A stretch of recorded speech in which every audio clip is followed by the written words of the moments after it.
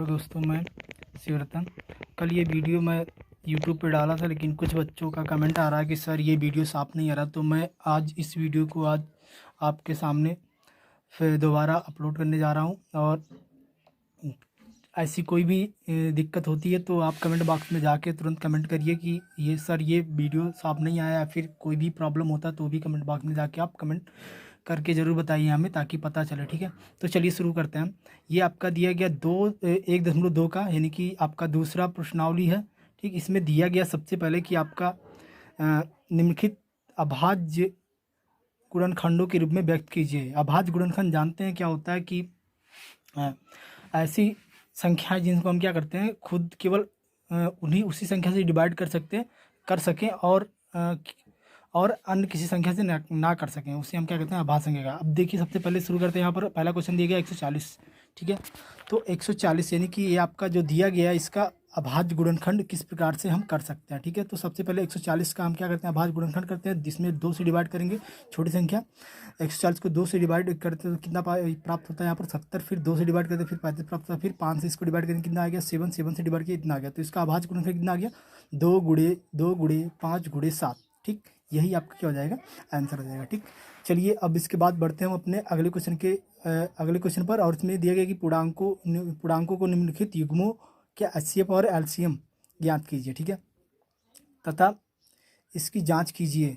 मतलब जांच करने का मतलब ये है कि हमें जांच करना है कि दो संख्याओं का गुणनफल बराबर क्या होता है, एचसीएफ गुणे एलसीएम होता है। ठीक, अब सबसे पहले हम यहाँ पर देखते हैं कि आपका दिया गया पहला क्वेश्चन क्या दिया गया, 26 और कामा 91। ठीक है, तो पहले हम इसका एचसीएफ ज्ञात करते हैं। तो एचसीएफ ज्ञात करने के लिए हम सबसे पहले देखते हैं क्या दिया गया।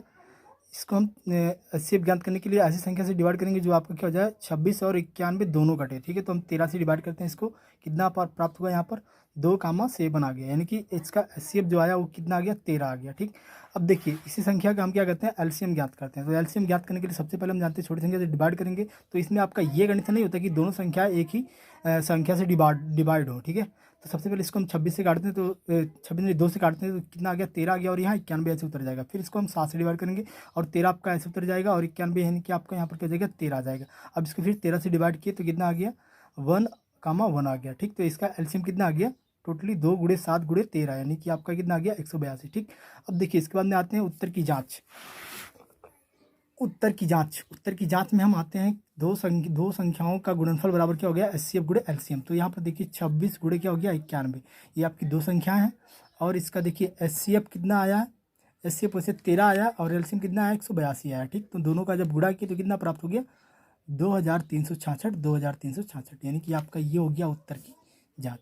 ठीक, अब बढ़ते हैं हम अपने अगले क्वेश्चन की तरफ। तो अगला क्वेश्चन क्या दी गया, एचसीएफ 306 कामा क्या दी गया, 557। ठीक है, तो इसका आपका एचसीएफ दिया गया 9, और एलसीएम 306 कामा 557 का हमें ज्ञात करना है। ठीक है, तो वही से फार्मूला अपनाएंगे, दो संख्याओं का गुणनफल बराबर क्या हो जाएगा, एचसीएफ गुणे एलसीएम। ठीक, तो एचसीएफ गुणे एलसीएम।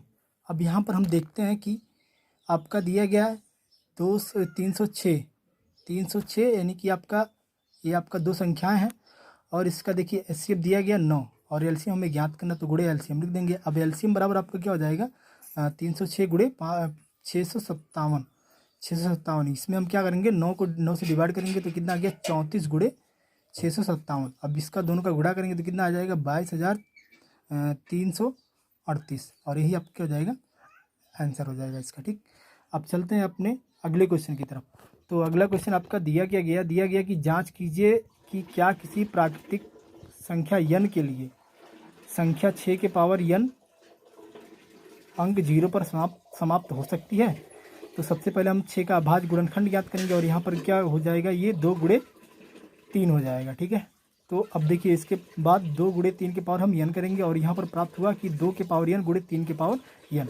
अब देखेंगे यहाँ पर आपका जो दिया गया 6 के पावर n के अभाज्य गुणनखंड में, ठीक, 5 नहीं आता। अतः इससे यह सिद्ध होता है कि 6 के पावर n अंक 0 पर समाप्त नहीं हो सकती है। ठीक, बस यही आपका क्या हो जाएगा, आंसर हो जाएगा।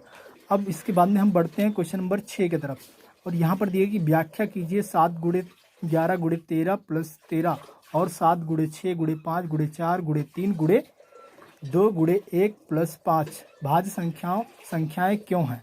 ठीक, तो सबसे पहले इन संख्याओं को हम लेंगे और यहाँ से देखेंगे तो 13 यहाँ पर भी है तो और 13 यहाँ पर भी है। अब इस 13 को पहले हम कॉमन लेंगे और फिर क्या हो जाएगा 7 गुणे 11 गुणे 1 प्लस 1 हो जाएगा। अब देखिए इन सभी का गुणा कर लेंगे और देखिए क्या प्राप्त हो गया 13 गुणे 78। ठीक, तो 13 गुणे 78 जब इसका गुणा किया तो 1014 आ गया। अब इसी प्रकार से अगला संख्या जो दिया गया 7 गुणे 6 गुणे 5 गुणे 4 गुणे 3 गुणे 2 गुणे 1 प्लस 5 दिया गया। अब यहाँ पर देखते हैं तो 5 दोनों में कॉमन है तो हम 5 क्या कर लेंगे कॉमन लेंगे सबसे पहले। ठीक, 5 कॉमन लेने के बाद में हम क्या पाते हैं कि 6 गुणे 7 गुणे 6 गुणे 1 गुणे 4 गुणे 3 गुणे 2 गुणे 1 प्लस 1।